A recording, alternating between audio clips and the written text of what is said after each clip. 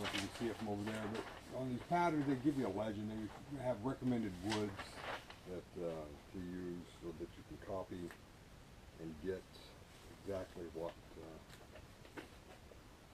the original artist had intended.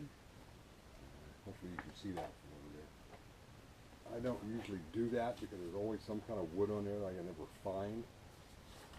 And I'd rather use the wood that I have, because I have all kinds of scraps, and a lot of these things are little small pieces. And if I can find some wood that I already have that I think might look okay, then I tend to go with that. You can do anything you want. You can make it all out of one kind of wood, I guess, if you want. But, and I'll show you the wood that I have out that I think I'm going to incorporate into this particular design. I'll move the camera over there and we'll discuss it briefly. Okay? Thanks.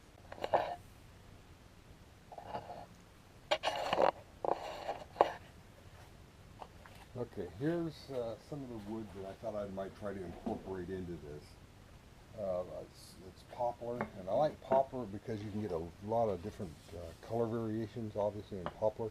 And I usually try to find some poplar that has dark, and that'll be the eyes. I usually cut eyes out of this.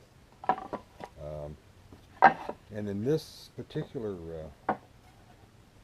pattern with a dragon, as we all know from live pictures of dragons, there's always some kind of green in a dragon. So there's a green poplar that hopefully I can use it along some of the scales anyway. The other possibilities are lacewood, which is a red-ish looking thing. And then there's a yellow heart for the eye, and there's, I always wanted to use aromatic cedar. I wanted to use it for the wing.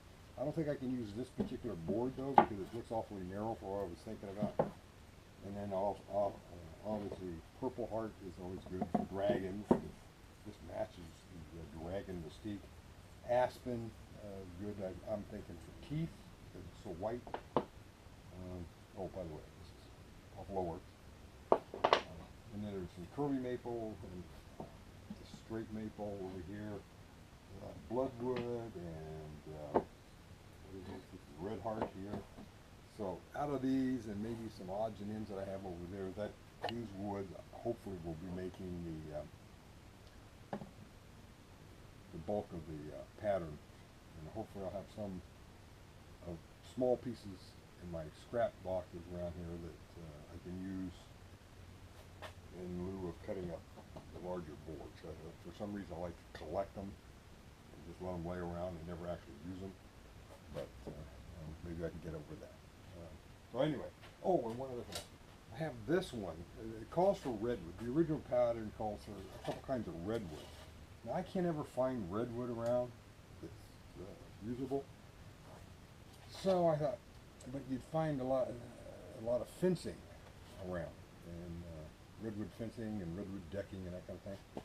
It's not really the correct width, and I don't know if I can clean this up to actually use it for anything. But one of the things I was going to do with this project was I'm going to take this, I'm going to see if I can plane it down to something that is usable for Intarsia. I don't know if that's going to work or not. That'll be a standalone segment, I think, just to see how that goes. But if I can use that redwood, and then I can go get either thicker or laminate it together or something, maybe actually use some redwood. So anyway, that's it for this one. I don't know what else to show you. That's the way I select wood, and the patterns I kind of went over earlier on the first installment. That yes, I am one of those that uses the blue tape. Put the tape on, try to follow the grain, the way it makes sense for the dragon, and then apply that using. I didn't show the bottle last time, but this 3M Super 77 is what I've always used, and it's always worked really well for me. So that's it for wood. I guess the next one we'll start cutting out some stuff, or I'll do this board. I may actually do this board first just to see how it works. I'm curious. So that's it. Thanks. Thank you.